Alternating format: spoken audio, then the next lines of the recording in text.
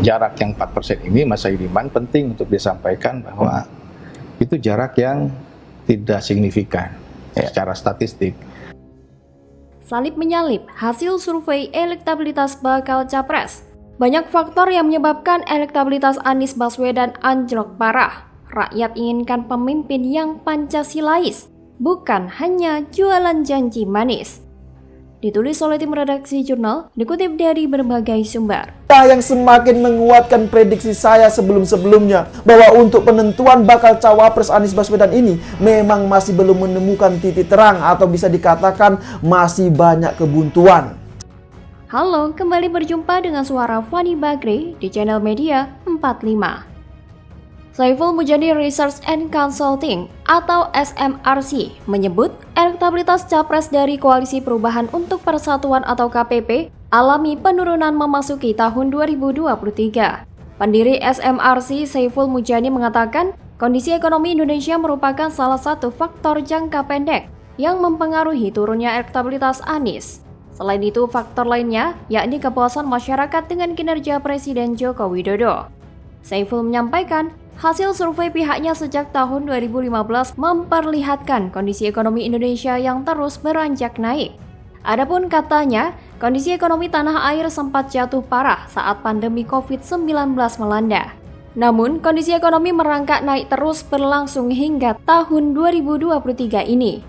Terkait dampak kondisi ekonomi nasional terhadap elektabilitas Anies, Saiful menjelaskan sebelum tahun 2023, elektabilitas Anies menunjukkan positif di angka 0,259%. Tapi memasuki 2023, keadaan terbalik dan sangat kuat, jadi minus 0,757%. Artinya, penurunan elektabilitas dan kesukaan bersama dengan naiknya secara tajam memasuki 2023, perspektif positif terhadap ekonomi dan kinerja Presiden Jokowi. Bahkan dalam 6 bulan terakhir, penilaian atas kinerja Jokowi semakin positif. Ia menjelaskan, sebelum tahun 2023 dampaknya terhadap elektabilitas Anies sebesar 0,156%.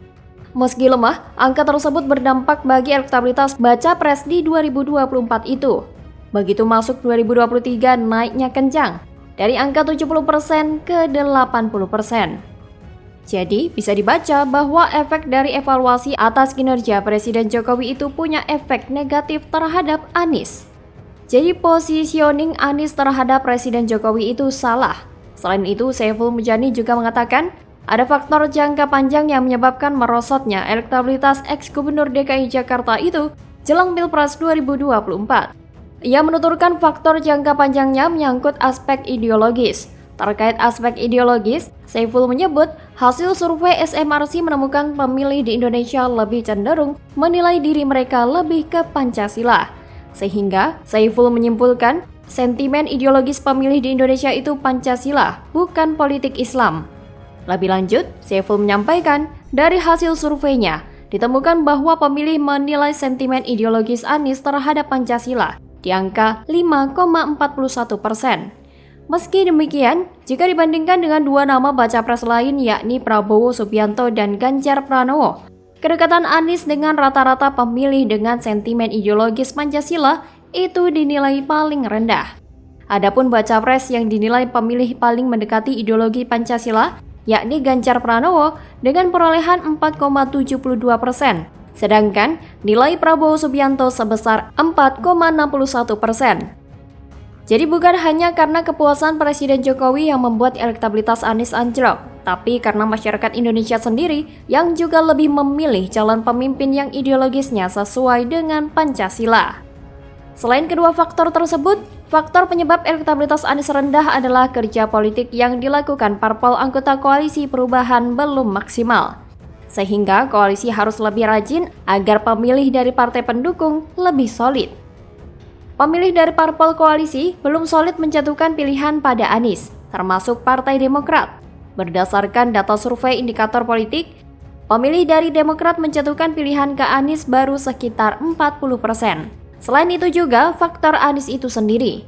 Mantan Menteri Pendidikan ini memang telah melakukan safari politik bersama Partai Nasdem, tapi hasilnya kurang maksimal. Masyarakat yang hadir pada safari politik tersebut berkumpul karena ingin hadiah jalan santai yang dilaksanakan. bukan faktor Anies. Anies harus bisa menjadi pribadi yang menarik dan disukai publik. Masyarakat yang berkumpul harus karena faktor Anies, bukan karena faktor hadiah umroh, sepeda motor yang ditawarkan. Sistem safari politik Anies harus segera diperbaiki. Maka dari itu, KPP harus benar-benar akurat dalam mengidentifikasi masalah. Jangan sampai gatal di kepala yang digaruk malah ujung kaki. Bagaimana kalau menurut Anda?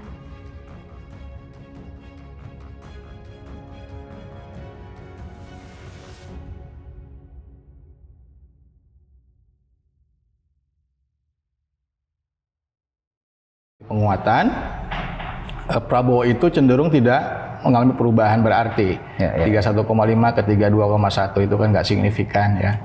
Nah, kemudian yang menurun justru Anies Baswedan dari 24,2% menjadi 19,7%. Jadi turun sekitar 5% begitu ya. Terus nyungsep, makin gak ketolong lagi elektabilitas Anies. Survei SMRC melemah. Anies auto gagal nyapres. Paloh pusing? Ditulis oleh tim redaksi jurnal dikutip dari berbagai sumber. Beberapa lembaga survei telah merilis hasil survei mereka, seperti SMRC, kemudian Indikator Politik, kemudian Lembaga Survei Indonesia atau LSI, dan yang terbaru ini adalah Carta Politika. Nah, dari semua lembaga survei tersebut, hasilnya selalu menempatkan posisi Anies Baswedan berada di bawah Ganjar Pranowo dan Prabowo Subianto. Halo, kembali berjumpa dengan suara Fani Bakri di channel Media 45. Surya Paloh dan oligarki pendukung Anies dinilai akan pusing 7 keliling. Hal ini karena elektabilitas Anies yang semakin anjlok, bahkan dipastikan gagal maju sebagai capres. Di antara ketiga nama kandidat kuat capres saat ini, elektabilitas Anies Baswedan disebut menempati urutan terendah di kalangan pemilih kritis dibandingkan Ganjar Pranowo dan Prabowo Subianto. Hal ini berdasarkan survei yang dilakukan Saiful Mujani Research and Consulting atau SMRC. Di kalangan pemilih kritis, dukungan pada Ganjar Pranowo 37,9%, Prabowo Subianto 33,5%, sedangkan Anies Baswedan 19,2%. Direktur Riset SMRC, Denny Irvani, menjelaskan bahwa suara Prabowo dan Ganjar seimbang. Selisihnya tidak signifikan secara statistik karena kurang dari 2 kali margin of error, 3,3%, selisih di bawah 6,6%. Sementara suara Anies berbeda signifikan dengan kedua bakal calon presiden lainnya. Lebih jauh, Denny menunjukkan bahwa dalam 6 bulan terakhir, kesukaan pemilih kepada Anies cenderung makin lemah. Sementara Ganjar Pranowo terus bersaing ketat dengan dukungan yang relatif seimbang. Denny menjelaskan bahwa pemilih kritis adalah pemilih yang punya akses ke sumber-sumber informasi sosial politik secara lebih baik, karena mereka memiliki telepon atau selpon, sehingga bisa mengakses internet untuk mengetahui dan bersikap terhadap berita-berita politik, terhadap berita-berita sosial politik. Mereka umumnya adalah pemilih kelas menengah bawah ke kelas atas, lebih berpendidikan, dan cenderung tinggal di perkotaan. Mereka juga cenderung lebih bisa memengaruhi opini kelompok pemilih di bawahnya. Total pemilih kritis ini secara nasional diperkirakan 80%. Jadi kemungkinan besar Anies akan kalah telak sebagai capres. Dan yang paling parah, Anies bisa jadi akan gagal ikut kontestasi pemilu 2024 nanti. Kalau ini terjadi, Surya Paloh dan oligarki pendukung Anies akan pusing 7 keliling. Sedangkan gagal tiket capres Anies ini dilakukan berdasarkan perkembangan yang terjadi dalam koalisi perubahan untuk persatuan. Dan saat ini dua partai pengusung Anies yaitu Partai Demokrat dan Partai Nasdem tengah berurusan dengan hukum. Partai Demokrat sedang berurusan dengan Partai Demokrat versi Muldoko yang mengajukan 4 bukti baru ke Mahkamah Agung agar kepengurusannya disahkan. Jika Partai Demokrat versi Muldoko yang disahkan, maka kemungkinan Partai Demokrat versi Muldoko tidak akan mendukung Anies Baswedan menjadi bakal calon presiden 2024. Berganti pimpinan yang sah di Partai Demokrat, berganti pula calon presiden yang diajukan. Sedangkan Partai Nasdem tidak bisa lari dari kasus hukum yang menimpa petinggi Partai Nasdem, yakni Johnny G. Plate. yang merupakan mantan Sekretaris Jenderal Partai Nasdem tersangkut kasus korupsi proyek BTS 4G di Kementerian Komunikasi dan Informatika sebesar 8 triliun rupiah. Pemberantasan korupsi memang menjadi prioritas untuk membentuk pemerintahan yang bersih. Namun, konteks dan suasana politik masa kini mudah saja menafsir peristiwa ini juga sebagai bagian dari tekanan politik.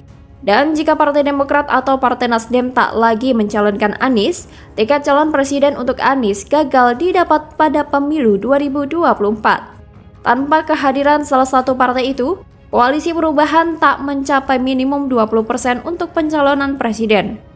Dan otomatis, Anies akan gagal nyapres. Meskipun kemana-mana Anies mengklaim dirinya telah berhasil melakukan kerja ini kerja itu, apapun caranya berbohong, Anies terus ngegas. Namun sayangnya rakyat Indonesia sudah tahu betul siapa sosok Anies. Jakarta sudah jadi bukti kebobrokan Anies. Maka jangan sampai seluruh Indonesia menjadi lebih terpuruk. Maka dari itu, hanya rakyat Indonesia yang bisa menghukum Anies. Banyak yang berharap Anies benar-benar anjlok. Biarkan dia menjadi presiden di Petamburan, karena di sanalah para pendukungnya yang begitu antusias. Tetapi bagi rakyat Indonesia, tidak ingin terjadi proyek-proyek mangkrak yang lebih sadis lagi. Bagaimana kalau menurut Anda?